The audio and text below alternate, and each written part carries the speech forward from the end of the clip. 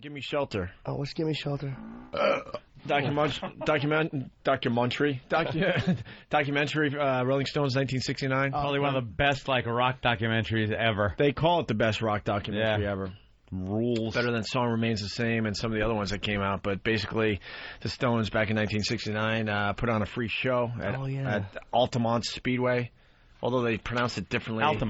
Altamont Speedway. Yeah, but they pronounced it really weird in this movie. One of the DJs, maybe it was a local thing, I don't know. And just amazing. And of course, that's when the Hells Angels dude killed the black guy in the lime green suit. And I didn't realize they had actual footage of the guy getting killed. Wait, what was the name of the special? Gimme Shelter. Gimme Shelter. It's out now. This has been out Friday forever. Wide. This thing's on DVD. This thing's been out for, I don't know, 30 some odd years, 69, so whatever. Yeah. Oh, do the math. Where's Roland? I don't know. Rolling Stones. But what was cool about the Rolling Stones thing is they set up this stage. I know it's 1969. I get that, right? But the security was the Hells Angels. They had a couple rock promoters, and they had no barrier. So all these tripping kids would just try to get on stage, and some of them would get on stage. Also, Mick Jagger singing a song during this documentary, and a dog walks across the stage. And they keep stopping their show to get people off the stage so they could continue.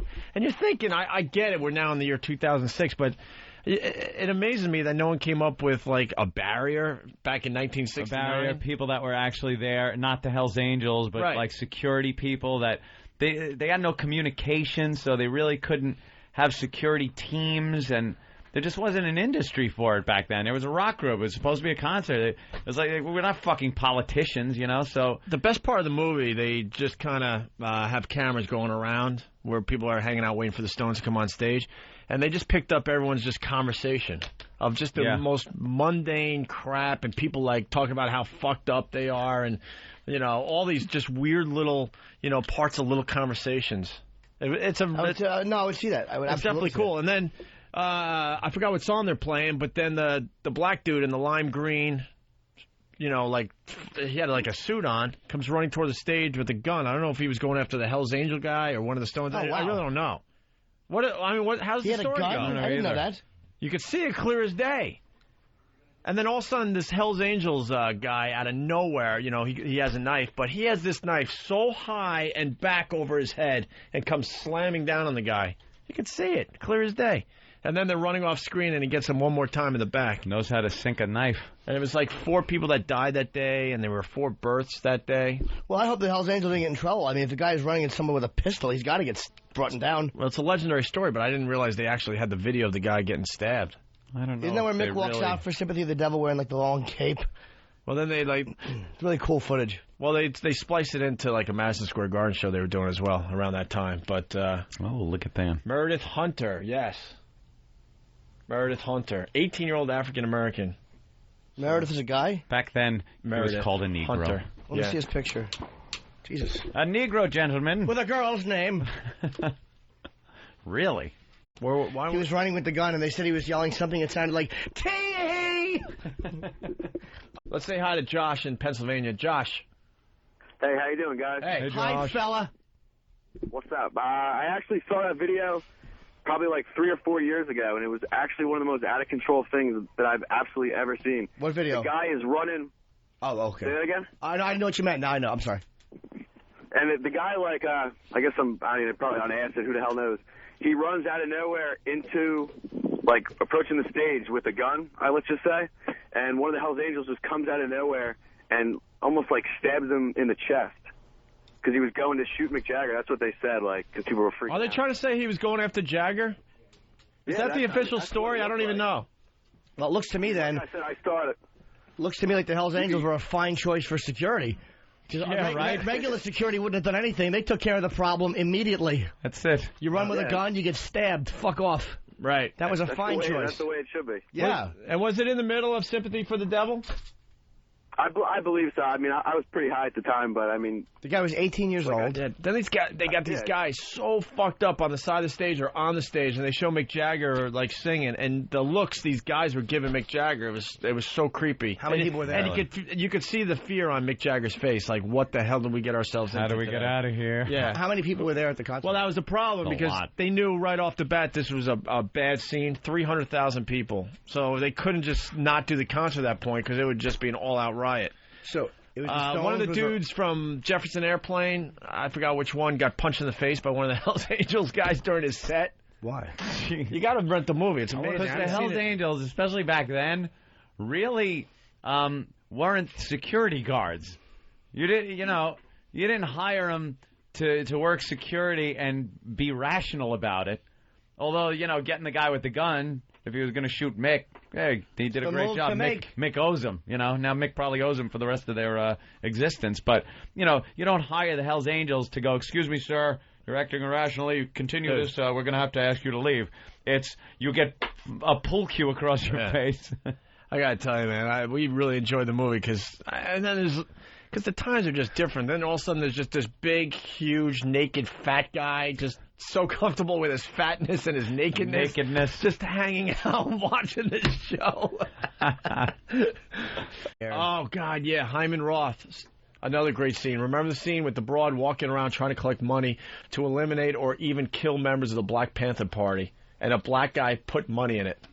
Tapless. You know how they got the Stones to the stage? Motorcycles right through the middle of the crowd.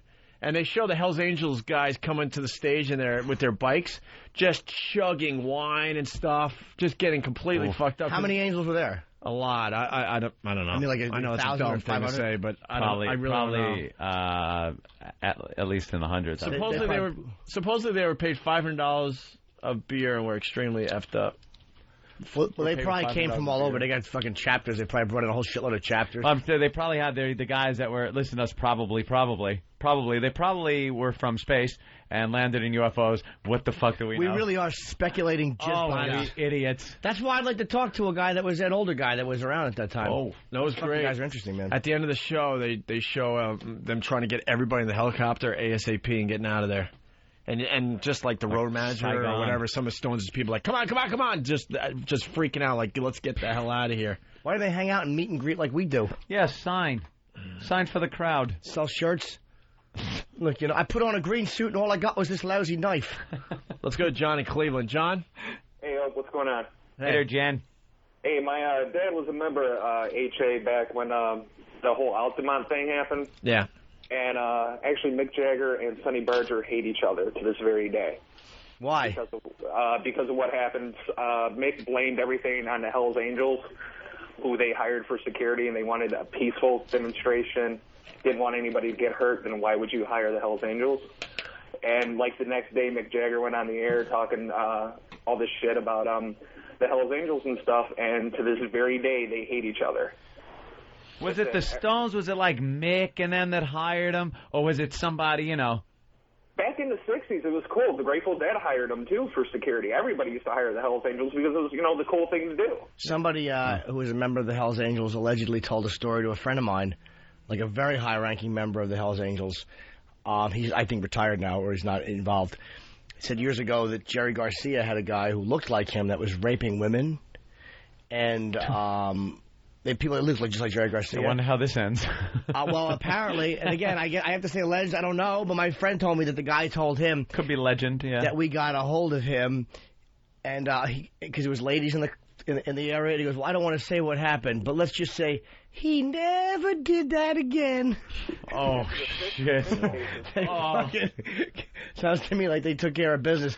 Oh, wow. They don't fuck around with a whole lot of lawyer talk. Yeah, no. Are you doing that? Give me those balls. Let me cut them off. There you go. Go home, sir. Let's go to Tom in California. Tom? Hey, guys. How you doing? Hey. Hey, I've heard that story fucking 100 times, and I've never heard... How come you never heard from the media the guy had a gun, ever? I have no idea. The song was Sympathy for the Schwoogie. Wow. Wow. No, it wasn't. It was under my opposable thumb. That's the joke, sir. Oh, if you're going to go there. And yes, Gumby, go ahead. Gumby! Hey, from what I understand, it was at the end of the summer of '67, which was the summer of love. And from what I understand, that was the death of the hippie. That's right. Yeah. Yeah, well, I still saw a few of them when I was a kid back in the early 70s. A few of the hippies left. Yuck. Dirty hippies. Glad they're an extinct thing, whatever. I don't mind the unshaved armpits, though. I want the pussy to be fucking shaved, smooth as the day you were born, but under the arms, I could take a little stink. It's a lot of... Another guy, Clark from Ohio, I really don't know the real story, but he's saying the Stones flew to London right after it fucking happened. Mick Jagger and Garcia had nothing to fucking do with hiring them. This hearsay bullshit is still continuing since 1969. I have no idea. Guy putting his foot down. All right, why don't we Jeff say Spicoli. hi to Chuck. Down over to London. Chuck, what's up? Hey, what's going on, fellas? Hey, Chuck. I got what I learned today. Yeah. Yeah, I learned that the sex book lady's mouth looks like a petri dish with jigaboo semen.